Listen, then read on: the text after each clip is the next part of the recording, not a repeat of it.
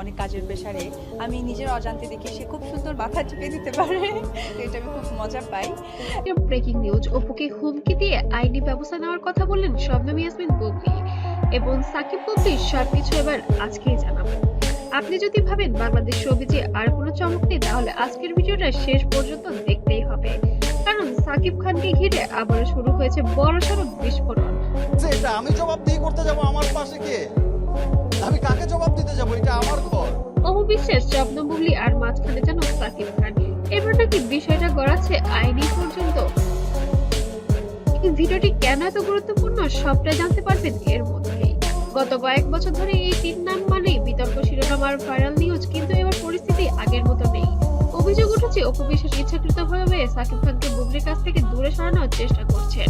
আর এই অভিযোগের পর বুবলি তাকে স্পষ্ট ভাষায় বলেছেন আর সহ্য হচ্ছে না, প্রয়োজনে আইনি মনে করি না বাচ্চাদের গায়ে হাত তোলা, বাট আমি ইমোশনালি তাকে একটু ট্রিট করি। আমি যেমন তাকে বলি আমি একটা দুইটা কাপড় ব্যাগে নিয়ে বললাম ঠিক আছে আমি চলে গেলাম, তুমি থাকো। তখন ব্যবস্থা নেব, এই এক কথার পরই সবুজ জঙ্গলে শুরু হয় আবারও তোলপাড়। পেছনের ইতিহাস যেন অন্যরকম চলুন একটু পেছনে যায়। এক সময় সাকিব খান ও অপু বিশ্বাস ছিলেন বাংলাদেশের সবচেয়ে আলোচিত দম্পতি।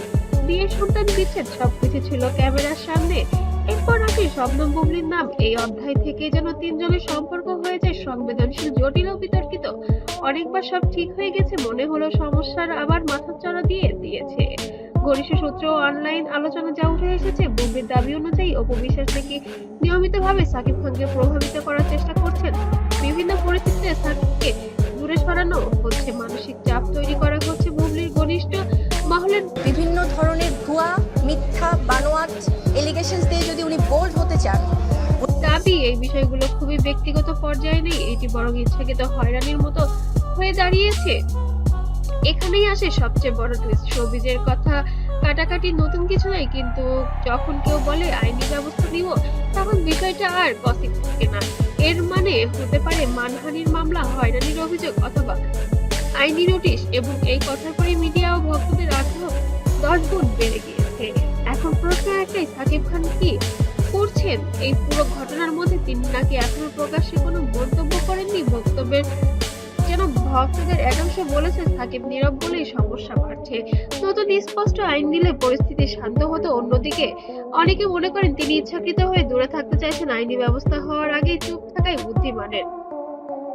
এখন আসি অপু বিশ্বাসের প্রসঙ্গে। এই অভিযোগগুলো বিষয়ে অপু বিশ্বাস সরাসরি এখনো কোনো আইনি বক্তব্য দেননি। তার ভক্তদের এবং সংসার, সন্তান, সন্তান এবং কর্মজায়গা। দাবি অপু বিশ্বাস শুধু সন্তানের অর্থ এবং স্বার্থ দেখছেন, এখানে কোনো ষড়যন্ত্র নেই। বিষয়টা মিডিয়া বাড়িয়ে তুলছে, কিন্তু প্রশ্ন থেকে যায়, তাহলে বুবলি কেন এতটা কড়া অবস্থানে গেলেন?